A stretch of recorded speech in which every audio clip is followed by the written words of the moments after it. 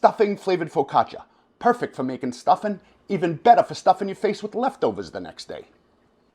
If you don't got a ripe sourdough starter like me, no problem, we got you. All you got to do is mix 150 grams of water the night before, give or take, with 150 grams of good bread flour, with a pinch of yeast to make a pre-ferment the night before. A ripe Poolish will give you better texture than if you didn't use it. But nothing's going to give you the flavor of sourdough. But you can use a Poolish to replace a sourdough starter, gram for gram, same weight. And if you do use a Poolish, this is when you want to add a teaspoon of yeast. We're using sourdough. This is a big bitch. 750 grams of bread flour, preferably locally milled, of course. 15 grams of kosher salt. It's important to hydrate the flour before we add the olive oil. Focaccia gets a lot of olive oil, 30 grams in this case. But we're not working this dough. We're just bringing this together. Focaccia dough always starts as a big sticky mess. In 30 minutes, we're going to change that. Never start working the gluten before you let your dough hydrate properly. Olive oil will help make this operation a little less sticky. The idea is to pick up the dough and stretch it, and then flop it over. Turn your bowl and do that again. Turn your bowl. Couple more 2-3 times. One last time. Flip the whole thing over. At room temperature to double in size. Dehydrated minced onions. You know how I know everybody loves these? Because they're in McDonald's cheeseburgers and every onion dip you ever had.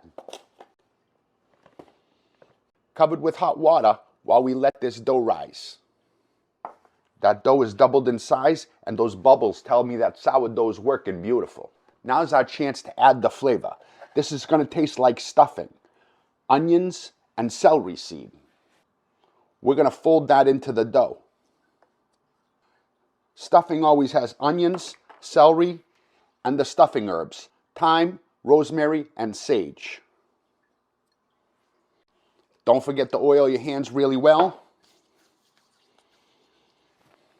Celery and onions, stuffing herbs, and slap and fold. Putting layers of flavor in between as you go. Slapping and folding, and layers of flavor. The more flavor, the better in my book. Worked into that dough. But it's got to go to sleep one last time.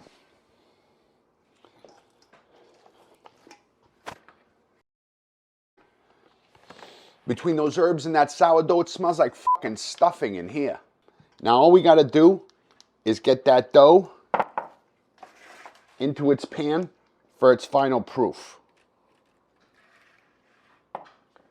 Focaccia stuffing dough.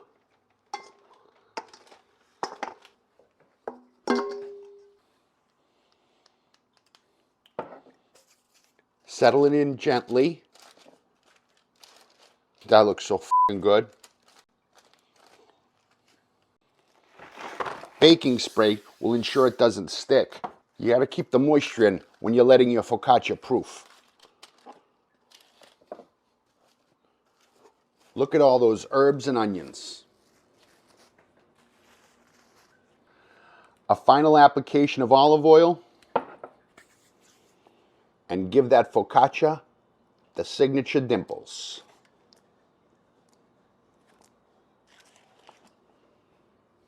A final application of rosemary, thyme, and sage.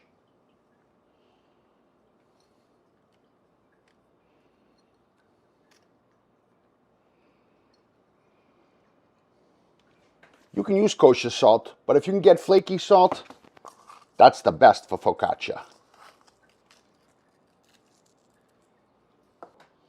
Preheated at 425. 25 minutes. Smells like fucking stuffing in here.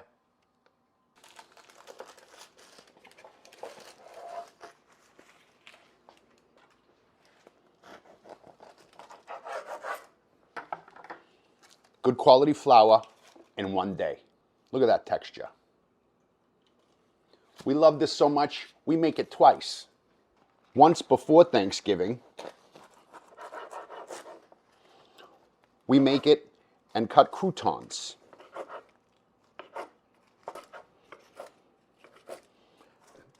Dry those out in the oven, make the best stuffing.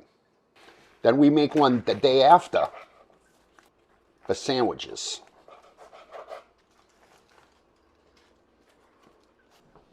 Just drying them out in the oven, it already smells like stuffing. Toasted herbs adds big flavor, but the additional olive oil will add richness that I like to cut by adding regular croutons as well. That's like the best stuffing ever.